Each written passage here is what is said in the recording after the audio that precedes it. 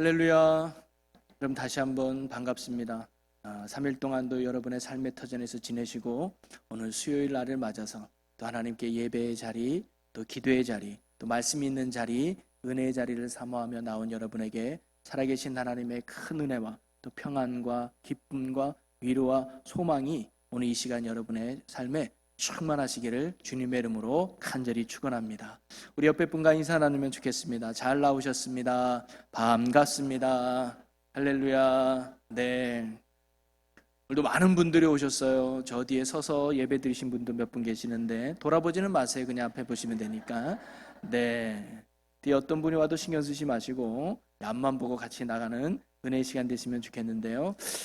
오늘은 마태복음 20장에 있는 말씀을 가지고 눈먼 사람을 고치신 예수님이라는 제목으로 여러분 오늘 함께 말씀을 나누고자 합니다. 여러분 성경이 모두 몇 권이죠?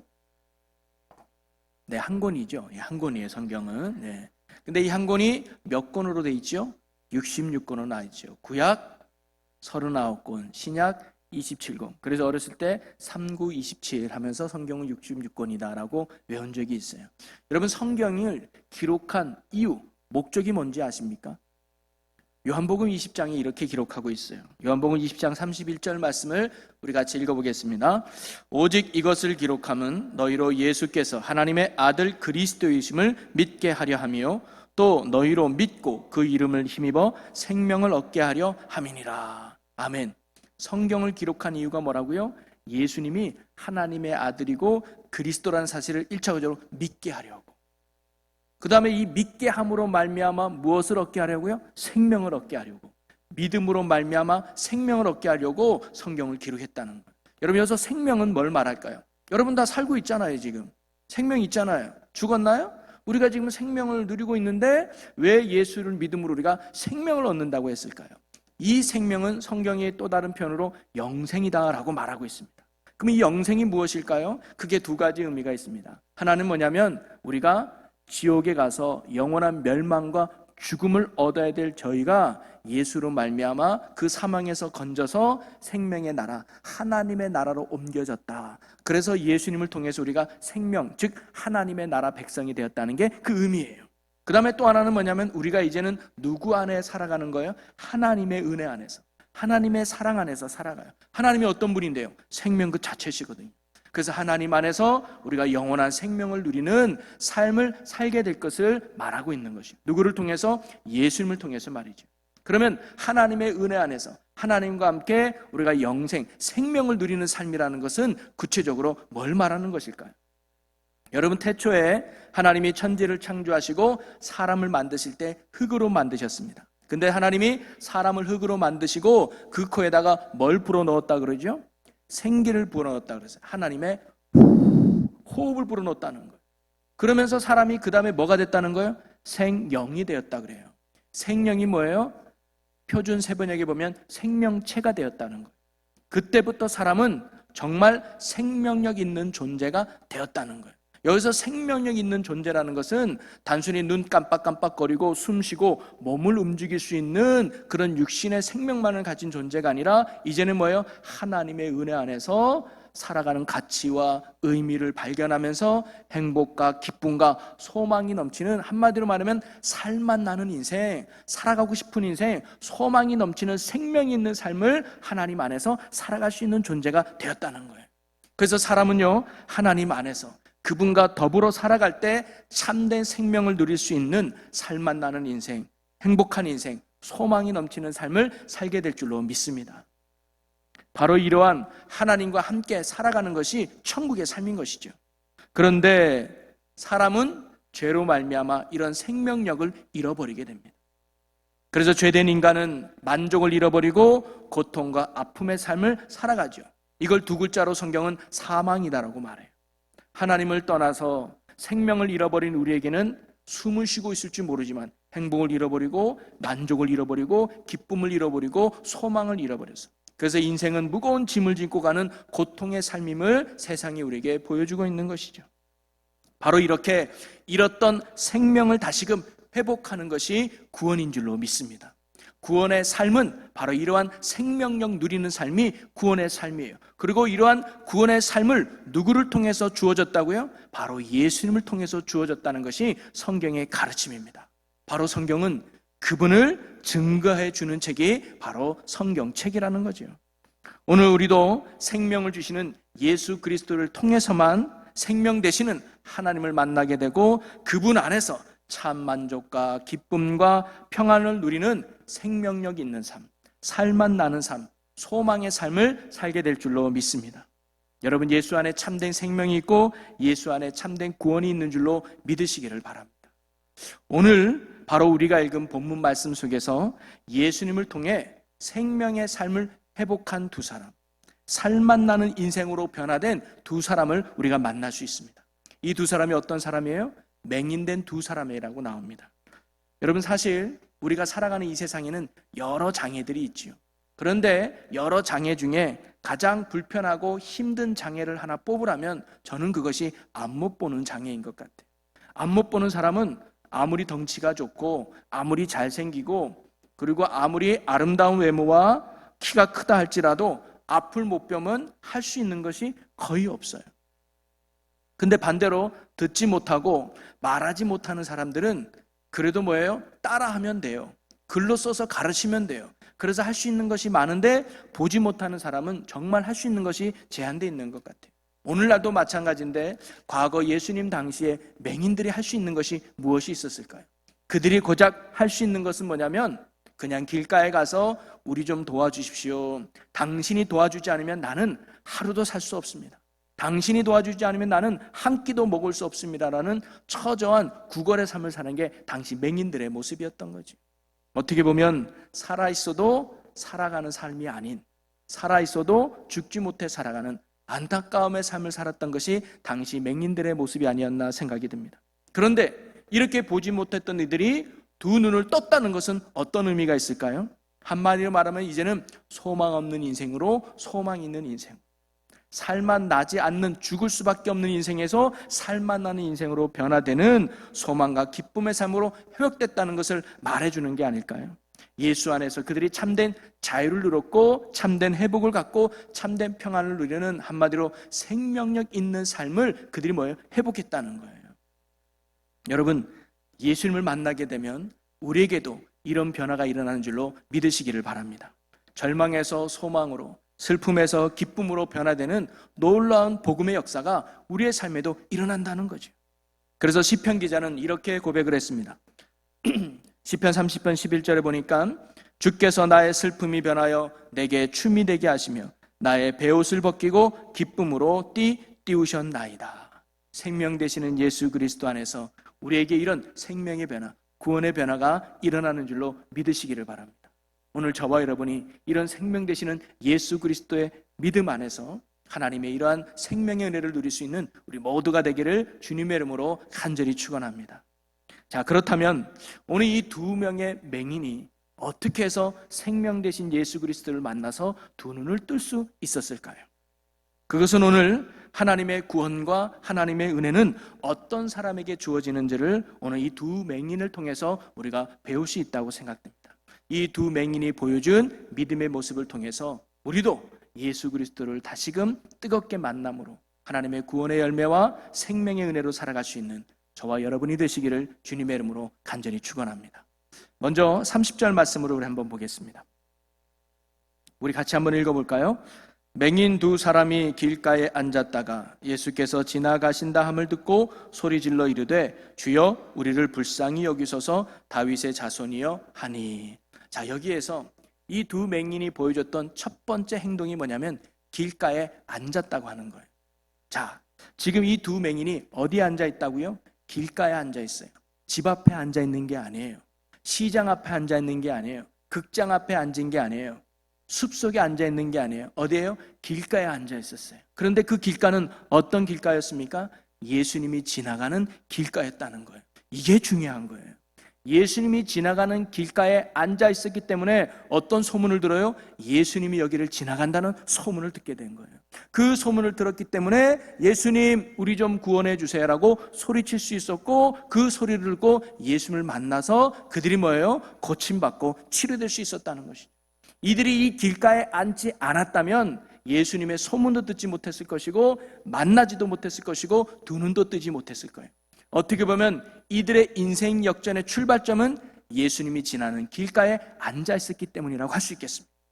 이것이 중요한데요, 여기에서 우리에게 가르쳐주는 아주 중요한 영적 교훈이 있습니다. 그것은 뭐냐면, 우리가 예수님을 만나려면 예수님을 만날 수 있는 길가에 앉아 있어야 된다는 거예요. 은혜 받으려면 은혜 받는 자리에 나가야 된다는 사실이죠.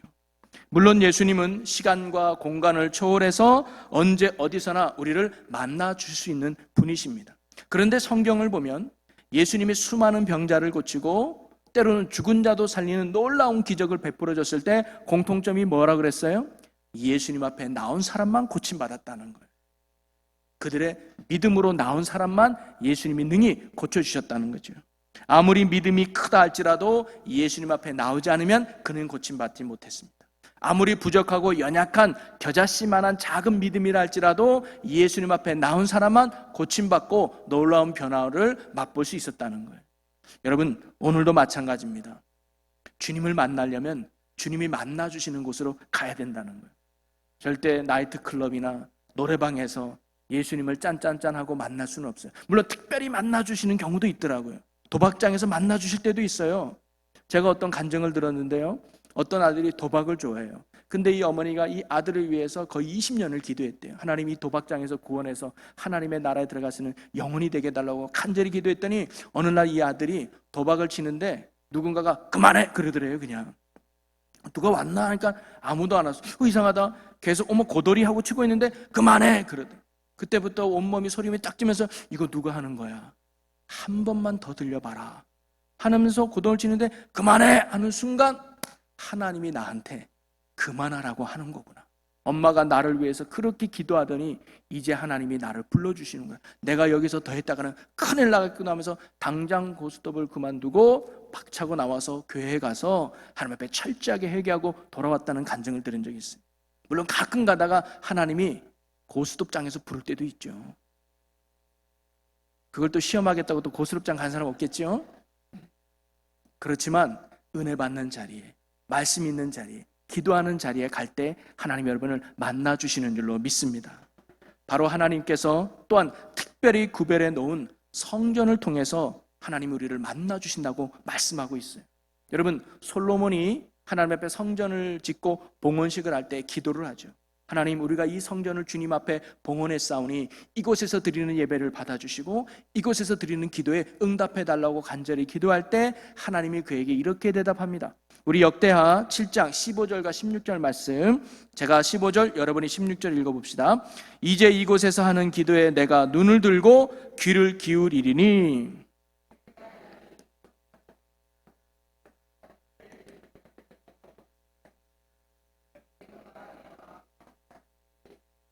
아멘. 물론 하나님은 무소부재하신 분이시죠. 안 계신 곳이 없고 없으신 곳이 없는 분이시죠. 그러나 특별히 하나님이 구별하여서 하나님의 눈과 마음이 있는 곳으로 성전을 구별해 놓았다고 말씀하고 있습니다. 이 말은 뭐냐면 내가 특별히 이곳에서 드리는 예배를 기쁘게 받아주겠다. 특별히 이곳에서 하는 기도에 내가 응답해 주겠다고 하나님이 말씀하시는 거예요. 이곳에서 특별히 나를 찾으면 내가 이곳에서 너희를 만나 주겠다라고 하나님이 말씀하고 계시는 것이죠. 요즘 우리가 코로나로 인해서 한동안 교회에서 못 모여서 예배도 못 드렸죠. 거의 3월달, 4월달 한 달 반 정도, 2달 가까이 못 드리다가 지난 4월 부활주일부터 우리가 주일 예배를 회복하고 몇 주 전부터 우리가 수요 예배, 금요 기도회, 그리고 새벽 예배까지 지금 우리가 회복을 했습니다. 자, 그런데 코로나 이전과 코로나 이후에 예배 회복률을 보니까 70% 정도 나오시더라고요. 100%를 봤을 때 30% 정도 성도님들을 아직도 예배당에 교회에 못 나오고 계시는 것 같아요. 물론 아직도 사람이 많은 곳에 걱정이 돼서 못 나오신 분들도 계시겠죠. 또 부득이 건강이 좋지 않아서 못 나오는 분들도 계실 겁니다. 그런 여러 가지 형편과 사정을 떠나서 우리가 할 수만 있다면 우리의 예배는요, 하나님이 원하시는 성전에서 드리는 예배가 되기를 간절히 소망합니다. 우리의 기도가 하나님이 응답해 주시는 성전에서 드릴 수 있는 기도가 되기를 간절히 소망합니다. 보세요. 오늘 두 맹인도 예수님이 지나는 길목에 앉아 있다가 예수님이 지나는 소문을 듣게 되고 주님께로 나가는 기회를 얻었던 것처럼 우리도 은혜의 자리를 사모할 때, 말씀 있는 자리를 사모할 때, 기도의 자리를 사모할 때 하나님을 만나는 은혜의 기회가 많아질 줄로 믿습니다. 특별히 하나님이 구별해 놓은 성전에 나와 예배하고 기도할 때 우리 주님께서는 더 큰 은혜를 베풀어 주신다는 것이죠. 오늘도 주님이 원하시는 예배의 자리를 사모하고 기도의 자리를 사모하고 말씀의 자리, 은혜 받는 자리를 사모하고 힘쓰므로 말미암아 주님의 음성을 듣고 또 주님을 만나는 크신 은혜가 여러분 모두에게 임하시기를 주님의 이름으로 간절히 축원합니다. 자, 이들이 길가에 앉아 있다가 예수님이 지나간다는 소문을 듣고 그 다음에 어떻게 행동하느냐, 다시금 20장 30절에 보면 맹인 두 사람이 길가에 앉았다가 예수께서 지나가신 다음을 듣고 소리 질러 이르되 주여 우리를 불쌍히 여기소서 다윗의 자손이여 하면서 소리를 질렀다고 나와요. 여러분, 이 두 맹인이 예수님을 향하여 소리를 질렀던 이유는 무엇일까요? 안 보이니까 그런 거죠.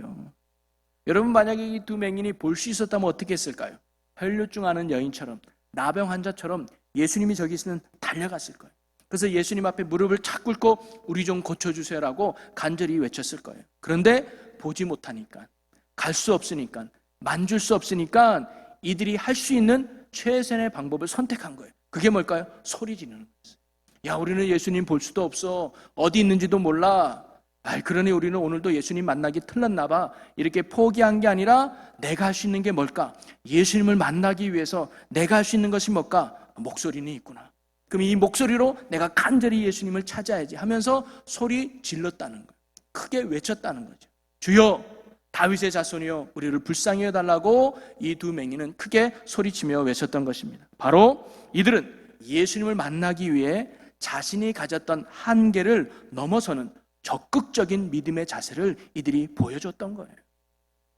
여러분, 성경에는요, 두 맹인과 같이 적극적인 신앙의 모습을 통해 예수님을 만난 이야기 두 사람을 우리가 잘 알고 있어요. 한 사람은 뭐냐면 마가복음 2장에 나오는 중풍병자 이야기입니다. 이 사람은 중풍에 걸렸으니까 못 움직이는 거 아니에요? 이를 긍휼히 여겨 네 사람의 친구가 침낭에 매어서 예수님이 있는 곳으로 옵니다. 근데 이미 사람이 인산인해를 이루는 거예요. 못 들어가는 거예요. 우리 좀 비켜주세요. 이 사람 예수님 만나서 고침받아야 돼요. 그러니까 다들 뭐예요? 나도 예수 만나러 왔어요. 줄을 서세요 하면서 밀쳐냈겠죠. 만약에 이런 상황에서 우리가 여기까지가 한계인가 보다, 우리가 최선을 다했지만 어쩔 수 없을 것 같아, 우리 그만 돌아가자 했으면 그 사람은 성경에 나오지도 않았을 거예요. 그들은 뭐예요? 환경에 포기하지 않았어요. 그 환경을 그래도 우리가 할 수 있는 일이 있지 않을까? 그래도 예수님을 만나는 방법이 있지 않을까? 그들은 뭐예요? 간구하고 또 간구했을 거예요. 그러니까 뭐가 보이겠어요? 지붕이 보이는 거예요. 지금까지 그렇게 보이지 않았던 그 지붕이 훤히 보이는 거예요. 그래서 지붕에 올라가자. 그래서 이들은 지붕에 올라가서 지붕을 뚫고 그 중풍병자를 냈더니 예수님이 뭐라 그래요? 그들의 믿음을 보고 그 사람을 치료해주는 놀라운 역사가 일어나죠. 또 한 사람을 본다면 우리는 삭개오를 살펴볼 수 있을 겁니다. 삭개오도 어땠을까요? 예수님을 정말 만나고 싶었어요. 그래서 여리고로 지나간다는 말을 듣고 그도 예수님이 지나는 길가에 찾아갔죠. 그런데 삭개오에도 한계가 있었어요. 두 가지입니다. 첫째, 키가 작아요. 두 번째는 사람들에게 외면당하는 상황이 있었어요. 그러니까 누구도 자기를 비켜주지 않는 거예요. 사람들이 삭개오 온다 그러면 아마 서로 팔짱을 더 끼꼈을 거예요. 야, 비켜주지 마, 비켜주지 마. 우리 보기도 부족한데 저 꼴 보기 싫은 삭개오, 야, 비켜주지 마 하면서 사람들은 삭개오를 굉장히 외면했을 거예요. 그러면 삭개오가 여기까지가 내 한계구나, 나는 어쩔 수 없나 보구나, 그냥 돌아갔다면 삭개오 이름도 성경에 나오지 않았을 거예요. 근데 그는 뭐예요? 내가 할 수 있는 게 뭘까? 여기에서 내가 예수님 만나기 위해서 할 수 있는 게 뭘까? 그는 또 찾고 찾았을 거예요. 그러니까 뭐가 보였을까요? 뽕나무가 보였어요. 그전에는 전혀 보이지 않는 그 뽕나무가 보이면서 그래, 저 위에 올라가야 되겠구나 하면서 그는요, 체면이고 뭐고 하고 나무 위에 올라가게 돼요. 그랬더니요, 그렇게 수많은 사람들이 예수님을 만나러 왔지만 유독 예수님은 누구를 불렀어요? 삭개오를 불렀어요. 그리고 그를 지목하고 내가 오늘 너희 집에 가야 되겠다 하면서 삭개오의 집에 찾아가게 되고 그 집에 진정한 구원을 베푸는 이야기가 성경에 나오지 않습니까? 여러분, 오늘 우리도 각자가 처한 환경에 한계가 분명히 있을 거예요. 그래서 때론 우리가 이런 말을 할 수도 있겠지요. 아유, 목사님, 저도 은혜 받고 싶어요. 저도 주님 만나고 싶어요. 저도 응답받고 싶어요. 저도 축복의 인생 되고 싶어요. 그런데 제 환경이 지금 그렇질 않네요. 기도할 수 없는 상황이네요. 예배할 수 없는 상황이네요. 전도할 수 없는 상황이네요. 봉사할 수 없는 상황이네요. 나도 하고 싶고 할 수 있지만 지금 상황이 여러 어려워서 하지 못하는 어려운 상황에 있습니다라고 말하는 분도 계실지 모르겠습니다. 그런데 정말 가만히 생각해보면 정말 환경 때문에 우리가 하지 못하는 것일까요? 혹시 우리가 너무 쉽게 은혜 받기를 포기하는 우리의 모습은 아닐까요? 오늘 이 두 맹인이 보였던 적극적인 믿음의 자세를 우리가 혹 가져봐야 되지 않을까요? 어려운 환경 속에서 안 된다거나 할 것이 아니라 그러면 이 환경 속에서 내가 할 수 있는 것이 무엇일까? 하나님의 은혜를 받기 위해서, 하나님의 응답을 받기 위해서, 하나님을 예배하기 위해서, 하나님께 간절히 기도하기 위해서 내가 할 수 있는 것이 무엇일까를 구하고 찾는다면 보이지 않던 지붕이 보일 것이고 보이지 않던 뽕나무가 보이게 될 줄로 믿습니다. 그러면서 주님이 원하는 그 은혜의 자리로 우리가 당당하게 나가는 역사가 일어난다는 거죠. 요즘 코로나 때문에 예배드리기 힘들어요. 기도하기 힘들어요. 어려워요. 이렇게 핑계만 찾는 것이 아니라 이럴 때 하나님, 모이지 못한 이때 어떻게 제가 예배해야겠습니까? 모이지 않고 기도하기 힘든 이때에 제가 어떻게 기도해야 되겠습니까? 제가 속장으로 어떻게 섬겨야 되겠습니까? 라고 기도하고 간구한다면 하나님이 뜻있는 길을 보여주지 않을까요? 그럴 때 이런 적극적인 믿음이 있는 곳에 하나님의 은혜가 우리의 삶에 부어주시는 줄로 믿습니다. 다윗도 보면 골리앗이라는 큰 문제 앞에 있을 때 분명 자신의 한계가 있었지요. 키도 작고 칼도 휘두를 수 없는 한계가 분명히 있었습니다. 그러나 그는 그 한계를 보지 못하고 하나님, 내가 할 수 있는 게 뭡니까? 나는 돌멩이 던지는 것밖에 없구나. 그러나 이 작은 헌신 속에도 하나님이 일하시는 걸 믿고 그는 열심히 돌멩이를 던졌을 때 그 작은 믿음을 보고 하나님은 그 돌멩이에 놀라운 역사를 주셔서 골리앗을 쓰러뜨리는 능력을 베풀어 주신 줄로 믿습니다.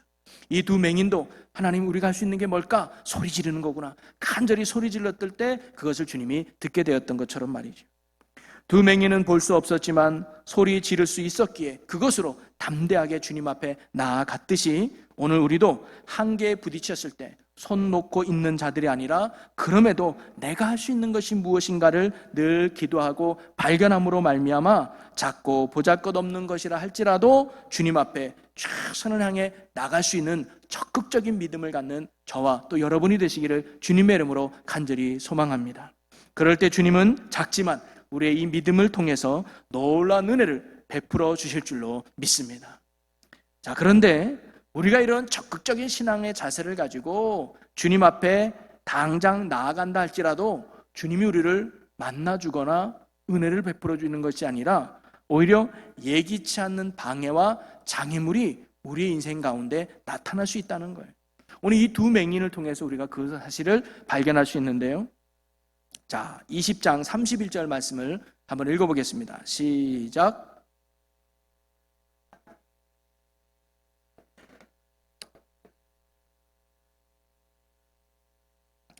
자, 이 사람이 30절에 소리 질러 예수님께 불쌍히 여겨달라고 구했더니 예수님이 빨리 와라고 대답한 것이 아니라 중간에 어떤 반응이 생겼느냐?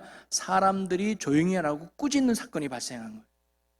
여러분, 여기서 꾸짖었다는 것은 사람들이 맹인님 너무 시끄럽네요. 조금만 조용히 해주시면 좋을 것 같은데요? 하면서 정중하게 부탁한 말이 아니에요. 여기서 꾸짖다는 말은 헬라어 의미로 보면 비난하다, 엄격하게 따지다는 거예요. 비난하면서 모욕적인 말하면서 어디 감히 떠들고 이렇게 한 거예요. 그냥 비난하면서 말이죠. 그 당시 맹인이 무슨 인권이 있겠습니까? 무슨 인격 대우를 해줄 수 있겠습니까? 무시하고 업신여기는 그를 향하여 사람들은 소리를 지르면서 그들이 무한할 정도로 나무라고 비난했던 것이죠. 어떻게 보면 두 맹인은 소리 지른 것 때문에 더 안 좋은 상황에 놓이게 된 것 같기도 합니다. 또한 예수님께 나가는 장애를 만난 걸 수도 있어요. 여기서 계속 소리를 지르면 오히려 사람들로 하여금 더 큰 공격을 받을 것이 뻔해 보였습니다. 그래서 이 두 맹인은 선택해야 될지도 모르겠어요. 계속 소리를 지를 것이냐, 아니면 여기에서 소리를 포기할 것입니다. 소리를 포기하면 사람들에게 인정받아서 먹고 살 수는 있을지도 모르겠어요. 그러나 예수님을 만나지 못하게 되는 거겠죠. 그런데 이 두 소경은 어떻게 했습니까? 오늘 말씀해 보니까 더욱 소리 질러 이르되 라고 말했어요. 이전보다 더 큰 소리로, 이전보다 더 간절하게 예수님을 찾고 구했던 것이죠. 이것은요, 이 그들이 예수님을 만나야 되겠다는, 그래서 그 만남을 결코 포기할 수 없는 강한 의지와 굳건한 믿음을 보여주는 태도라고 봅니다. 그들은 사람들에게 욕 안 먹는 것보다 예수님을 만나는 것이 더 중요했습니다. 그들은 사람들에게 인정받는 것보다 예수님께 인정받는 것이 더 중요했습니다. 그들은 평생 맹인으로 사는 것보다 예수님을 만나 두 눈을 뜬 사람으로 살아가는 것이 간절히, 정말 간절히 원했던 마음을 있었지요. 그리고 이러한 마음과 믿음과 간절함이 바로 사람들의 그런 꾸지람 속에서도, 어떤 방해와 장애물 속에서도 굴하지 않고 이겨내는 믿음으로 나아가게 했던 것이죠. 여러분, 이들에게 배울 수 있는 건강한 믿음의 요소는 뭐냐면 바로 이겨내는 믿음입니다.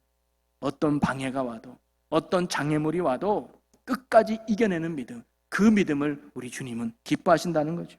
오늘 저와 여러분도 이런 믿음이 있기를 주님의 이름으로 간절히 소망합니다. 우리가 주님 앞에 나아가는데 어떠한 방해가 있고 어떠한 장애물이 있다고 해도 결코 포기하지 않고 끝까지 주님 앞에 담대히 나갈 수 있는 간절한 믿음을 갖는 저와 여러분이 되시기를 주님의 이름으로 간절히 축원합니다. 요즘 우리는 코로나라고 하는 큰 신앙의 장애물을 만난 것 같아요. 이 코로나 때문에 교회 잘 나오지도 못하고, 코로나 때문에 속회 예배도 못 드리고, 코로나 때문에 성교회 모임도 못하고, 코로나 때문에 성경 공부도 할 수 없고, 코로나 때문에 성도들과 함께 오손도손 만난 식사나 이야기도 나누지 못하는, 어떻게 보면 신앙의 큰 장애를 만난 순간일 수 있습니다. 물론 그렇다고 해서 제가 코로나 걸리든 말든 우리 모입시다, 힘씁시다, 이거를 말하는 건 아니에요. 우리는 최선을 다해서 안전을 지키고 또한 예방에 분명 힘써야 됩니다. 그런데 우리가 이 코로나 때문에 신앙의 열정이 식어지거나 기도의 소리가 작아지거나 주님을 붙잡는 우리의 믿음의 손이 약해질까 봐 그것이 걱정이 되는 것이죠. 물론 꼭 교회에 나와야지만 우리가 신앙생활을 잘하고 있다고 말하는 것은 아닙니다. 교회에 나오지 못한다 할지라도 우리는 얼마든지 흔들림 없이 말씀 위에 굳게 서서 승리하는 신앙생활 할 수 있습니다. 또한 그렇게 신앙생활 해야 됩니다. 그런데 현실에 너무 안주하다 보면 우리의 믿음이 무뎌질 수가 있다는 거죠. 여러분, 영상 예배 드리는 거 중요하죠. 그것도 참 귀한 거예요. 그런데 영상 예배 드린다고 하지만 우리가 쉽게 마음이 흐트러지는 경우가 많잖아요. 여러분, 그런 얘기들 있어요. 첫 주에는 의자도 세팅해놓고 옷도 아주 깔끔하게 입고 정말 시간 아멘하며 예배 드리다가 몇 주 지나니까 씻지도 않고 추리닝 바람에 어떤 사람은 누워서, 어떤 사람은 화면만 켜놓고, 이렇게 우리도 나도 모르게 마음이 흐트러지고 연약해질 수 있다는 거예요. 집에서 기도한다고 하지만 때로는 전화벨이 오르면 기도가 끊어지기도 하고, 또는 누가 띵동하면 기도가 끊어지기도 하고, 또는 졸려서 집중이 안 되는 우리 연약한 모습이 있을 수 있잖아요. 저는 여러분이 충분히 교회에 나올 수 있는 상황이 된다면 그 어려움의 상황을 이겨내시고 주님의 눈이 머물고 또 하나님의 마음이 머무는 성전에 나와서 함께 예배하고 함께 기도할 수 있는 그런 성도님들이 되었으면 좋겠습니다. 여전히 건강에 걱정되시는 분 계시죠? 안 나와도 좋습니다. 그러나 여러분이 있는 그 자리에서 영상 예배를 드리든 정해진 시간에 기도를 하든 오늘 이 두 맹인과 같이 더욱 소리 지르는 간절한 믿음으로 주님 앞에 나가시기를 바라요.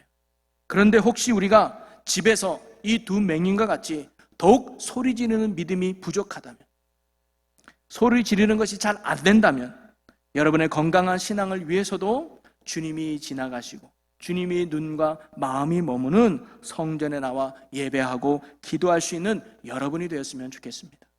그런 모습 가운데 하나님이 우리에게 은혜를 베푸시고 함께 하신다는 것이죠. 자, 그리고 오늘 여러분과 함께 나눌 마지막 중요한 말씀은 뭐냐면, 이 두 맹인이 이처럼 자신의 한계를 넘어서 주님께 간절히 소리치고 또 꾸지람과 방해 속에서도 굴하지 않고 포기하지 않고 더욱 소리 지르며 담대하게 예수님 앞에 나아갈 수 있었던 이유는 어디 있었을까요? 누가 옆에서 가르쳐 줬을까요? 야, 소리 질러봐. 야, 꾸지람에서 더 하나님 앞에 더욱 소리 질러봐. 누가 옆에서 코치해 줬을까요? 절대 그렇지 않아요. 그런데도 이들이 환경을 넘어서 어떻게 여러 가지 방해 속에서도 포기하지 않고 주님 앞에 소리 지를 수 있었던 이유는 어디 있었을까요? 그것은 바로 예수님에 대한 분명한 믿음이 있었기 때문입니다. 자, 그는 예수님이 이렇게 고백을 하죠. 30절을 다시 한번 볼까요? 맹인 두 사람이 길가에 앉았다가 예수께서 지나가신다 함을 듣고 소리 질러 이르되 주여 우리를 불쌍히 여기소서 다윗의 자손이여 하니. 즉 이들은 예수님을 누구로 고백하는 거예요? 주여 다윗의 자손으로 고백한 거예요. 또한 31절에도 동일한 고백이 나오죠. 더욱 소리 질러 이르되 주여, 그 다음에 다윗의 자손이여 라고 고백합니다. 바로 이들은 예수님을 다윗의 자손이라고 분명하게 고백하고 있어요. 여러분, 이들이 다윗의 자손이라고 고백한 게 뭘까요? 그분이 메시아라는 거예요. 그분이 그리스도라는 거예요. 왜냐하면 그리스도는 다윗의 자손을 통해 온다 그랬거든요. 그래서 그분이 다윗의 자손이라고 말한 것은 예수가 그리스도이십니다. 예수가 메시아입니다. 예수가 곧 하나님이라는 신앙 고백을 담고 있는 거예요. 이런 믿음이 확실하니까 주님 앞에 뭐예요? 소리 지르는 거예요. 이 믿음이 확실하니까 어떤 방해와 장애물 속에서도 뭐예요? 그들은 더욱 소리쳤던 거죠. 한마디로 말하면 이들의 행동의 근거는 바로 예수님에 대한 분명한 믿음 때문이었다는 거예요. 여러분, 우리 신앙생활에서 가장 중요한 것이 무엇일까요? 예배하기 전에, 기도 이전에 뭐냐? 주님에 대한 분명하고도 확실한 믿음을 갖는 신앙 고백이 중요하다는 거예요. 우리는 아는 것만큼 믿게 돼 있고 믿는 것만큼 행동하게 되고 행동하는 것만큼 하나님의 은혜를 받게 되는 줄로 믿습니다. 자, 그렇다면 이 두 맹인이 예수님을 다윗의 자손 그리스도라고 믿게 된 계기는 또 어디에 있을까요? 물론 성경에 이들이 어떻게 예수님에 대해서 배웠는지 깨달았는지 구체적으로 나오질 않아요. 어느 교회 가서 성경 공부를 했는지 어디 프로그램에 참석했는지 나오진 않아요. 그러나 우리가 유추해 볼 수 있는 방법은 뭐냐면 이들은 분명 예수님의 소문을 들었다는 거예요.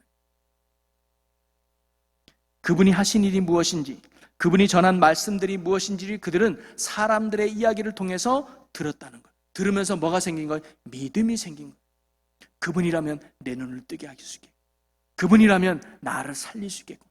그분이라면 내 삶에 생명을 주겠구나라는 믿음이 그들에게 생겼던 것이죠. 여러분, 오늘도 우리가 주님의 구원하심을 경험하고 주님이 베푸시는 놀라운 은혜를 받기 위해서는 무엇보다 말씀을 가까이 하는 성도가 되어야 될 줄로 믿습니다. 말씀을 듣는 일에, 말씀을 읽는 일에, 그리고 말씀을 배우는 일에 우리는 힘쓰는 자가 되어야 됩니다. 그래서 그 말씀을 통해 우리는 예수를 향한 믿음이 더욱 견고해지는 것이죠. 그 믿음이 예배의 자리로 나가게 할 것이고, 그 믿음이 기도의 자리를 지키게 할 것이고, 그 믿음이 말씀의 자리를 더욱 나가게 하는 거예요. 그리고 그 믿음이 어떠한 방해가 와도, 어떠한 장애물이 와도 이겨내는, 승리하는 밑거름이 될 줄로 믿습니다. 우리 모두가 말씀의 반석 위에 늘 굳게 서서 주님에 대한 올바른 믿음과 확신을 갖고 담대하게 나아가는 건강한 믿음의 성도들이 되시기를 주님의 이름으로 간절히 축원합니다.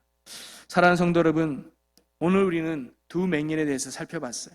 삶의 소망을 잃고 죽지 못해 살아가는 무의미한 인생을 살아갔던 이 두 맹인이 예수님을 만나고 나서 인생 역전을 가지게 됐죠. 그것은 생명이 되시며 구원이 되시는 바로 그리스도 예수님을 만났기 때문입니다. 이제 그들은 살맛 나는 인생, 기쁨과 행복이 넘치는 참 복된 인생을 그들은 누렸을 거예요. 여러분, 예수님은 오늘도 우리의 생명이 되고 구원이 되는 줄로 믿습니다. 예수님 안에 참 구원이 있고 예수 안에 참 생명이 있는 줄로 믿어요. 오늘 우리가 주님이 베푸신 이 구원과 참된 은혜를 누리기 위해서는 오늘 이 두 맹인이 보아주었던 믿음의 모습을 우리도 갖기를 간절히 소망합니다. 길가에 앉아있듯이 예수님이 만나주시는 거룩한 믿음의 자리를 우리가 늘 사모하며 지키는 자들이 되어야 된다는 겁니다. 소리질러 간절히 외쳤듯이 우리도 어려운 환경 속에서도 적극적인 신앙 자세로 내가 할 수 있는 믿음의 모습이 무엇인가를 알고 나가는 적극적인 신앙을 가져야 되는 것이죠. 그리고 독구질환과 같은 방해 속에서도 그들이 더욱 간절히 소리 질렀듯이 우리도 어떠한 방해와 장애물 속에서도 특별히 코로나라고 하는 장애물이 있다 할지라도 그것 때문에 굴하지 않고 더욱 예배의 자리에, 더욱 기도의 자리에, 더욱 말씀의 자리에 힘써서 그 어려움을 이겨내는, 그래서 믿음으로 승리할 수 있는 저와 여러분이 되기를 주의 이름으로 간절히 소망합니다. 그럴 때 우리의 이런 믿음을 보시고 생명 되시는 예수 그리스도께서 우리의 삶을 더욱 생명력이 넘치는 소망과 기쁨, 은혜의 삶을 누릴 수 있도록 우리 하나님이 함께 하실 줄로 믿습니다. 이런 믿음을 통해 이런 생명의 삶을 누리는 우리 모두가 되기를 주님의 이름으로 간절히 축원합니다.